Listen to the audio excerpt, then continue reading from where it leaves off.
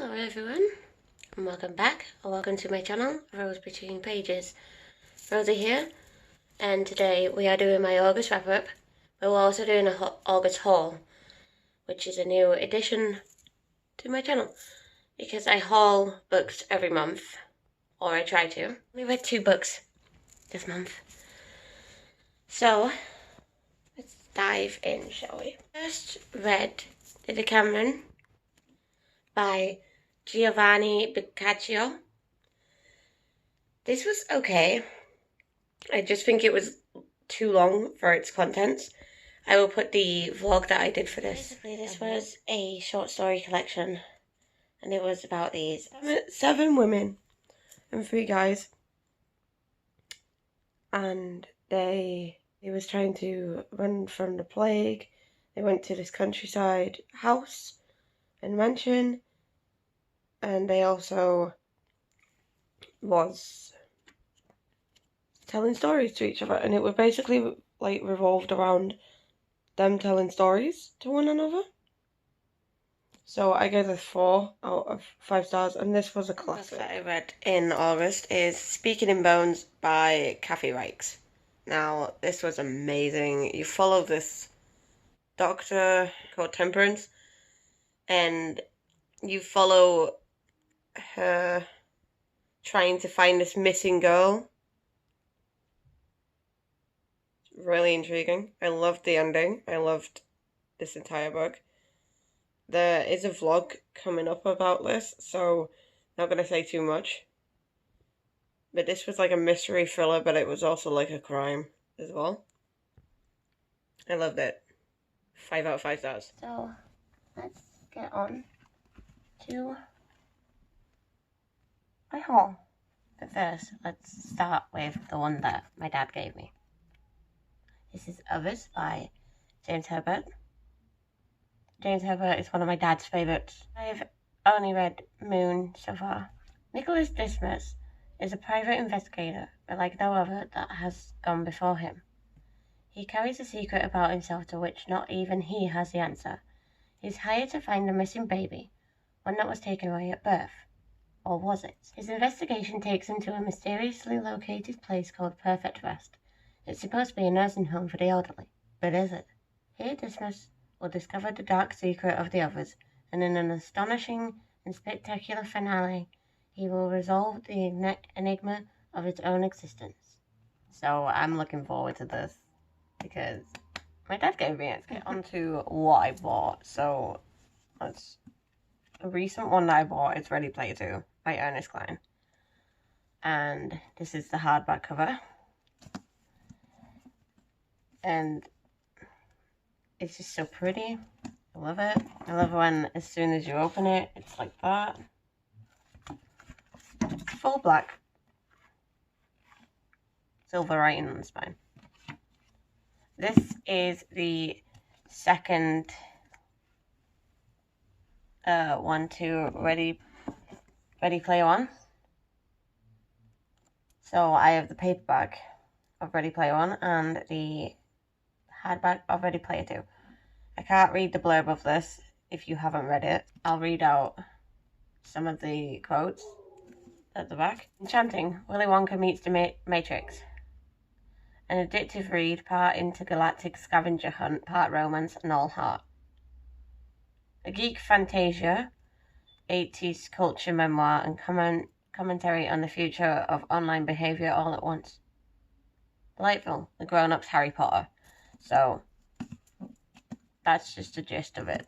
I bought the biggest Stephen King book, and that is The Stand. And I thought it was big. This is going to take me forever to read. First come the days of the plague, then comes the dreams. Dreams that warn of the coming of the dark man. The apostate of death, his worn-down boot heels, tramping the night roads. The warlord of the charnel house and prince of evil. His time is at hand. His empire grows in the west, and the apocalypse looms. I actually really like that. Oh, I can't wait to read this. I just nearly smacked myself in the face with that then. Next 4, I actually went to a charity shop and I got them. So from the charity shop, let's start with Rapids by Tim Parks. I haven't read anything from this author, but it seems like it's like a horror thriller sort of thing. In the dramatic landscape of the Italian Alps, a group of English canoeists arrive for an introduction to whitewater. Camping, eating, and paddling together, 6 adults and 9 adolescents seem set to enjoy what their leader insists on calling a community experience. Their hosts are Clive, a taciturn figure, and Michaela, his fragile girlfriend. Joining the group late are Vance, a banker trying to make sense of the flotsam of his existence, and his teenage daughter whom he feels moving inexorably away from him. The dangerous river manages to bring out the group's qualities and failings in the most urgent fashion, provoking sudden conflicts and unexpected shifts of alliance. An ideal love affair breaks down and an apparently impossible one timidly buds. A banal disagreement turns violent. Meanwhile, the hottest summer on record is filling the glacier, fed rivers with remote water so wild that it's surely unwise of the distracted instructors to launch their party into the last day's descent of the upper arena. I'm excited, but I don't know when I'm going to read this. Obviously, I've just spoke about Speaking in Bones. I mean, this is part of a series, and I didn't know this was part of the series. But it's good as a standalone. Please don't kill me. Please don't kill me. Please, kill me. An amateur detective convinced she's unidentified remains in Dr. Temperance Brennan's lab. A tape recording of a woman tortured by a monster. A case more complicated and horrifying than Tempe could ever imagine. A still from the charity shop. That is The Piano Man Project, which is a romance, and The Woods. Now, The Piano Man Project is by Kat French. And it says, finding love isn't always black and white. Me, blonde, hopelessly romantic, charity store manager. You, intelligent, kind-hearted, piano-playing sex god.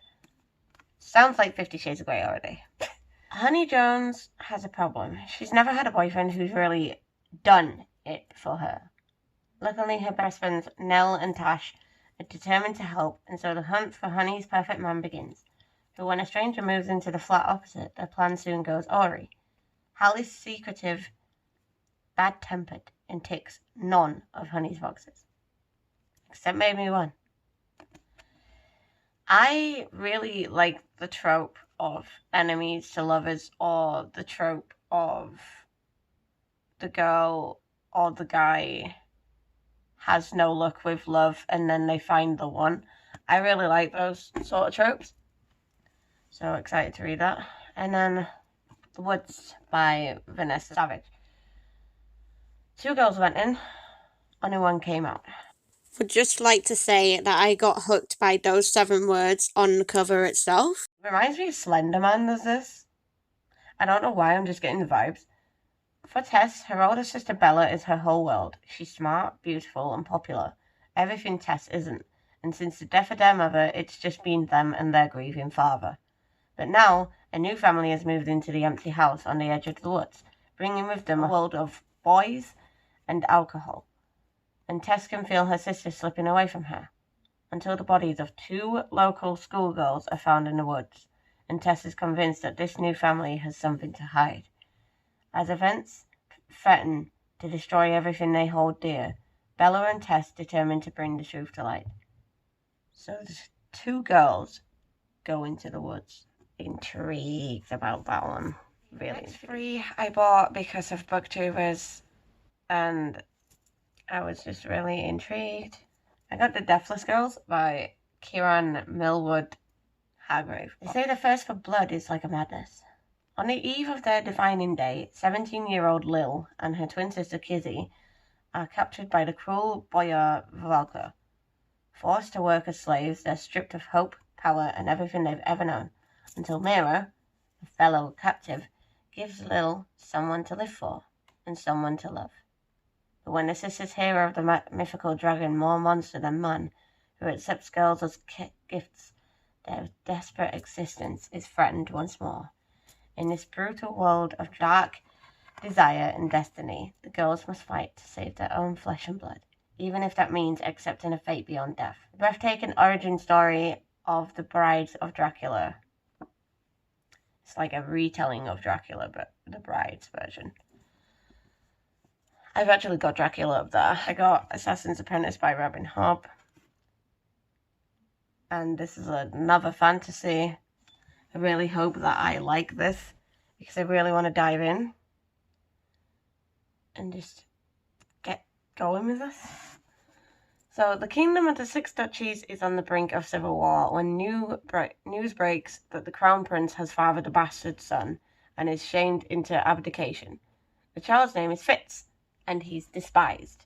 Raised in the castle stables, only the company of the king's fool, the ragged children of the lower city and his unusual affinity with animals provide Fitz with any comfort. To be useful to the crown, Fitz is trained as an assassin, and to use the traditional magic of the Farseer family, but his tutor, allied to another political faction, is determined to discredit, even kill him. Fitz must survive, for he may be destined to save the kingdom. George Martin, who wrote Game of Thrones and is still writing it, I'm still waiting, has put, in today's crowded fantasy market, Robin Hobb's books are like diamonds in a sea of zircons. So if he liked it, I guess I'm going to like it, because I love his books. I'm really excited to read that. And that's actually on my TBR as well. So is this one, Call Me By Your Name, by Andre Aciman. I got this really beautiful cover of it. I actually got all three of these books from World of Books. Like, they're very cheap. They're quite cheap. And they're in my price range. Call Me By Your Name tells the story of a sudden and powerful romance that blooms between 17-year-old Elio and his father's house guest, Oliver. That was my book haul and my August wrap-up. I know it's very small and very short. I am, at the minute, currently reading Misery by Stephen King. And I'm also reading 50 Shades Freed still by E.L. James. So, that is all I have for you guys today. If you liked it, please make sure to give it a big thumbs up and comment below anything Halloween-y, because we are getting close to Halloween. I mean, it's like a month away, I know, but I don't care. So comment below anything Halloween-y, and I shall see you guys in the next video. Stay luscious, guys. Bye!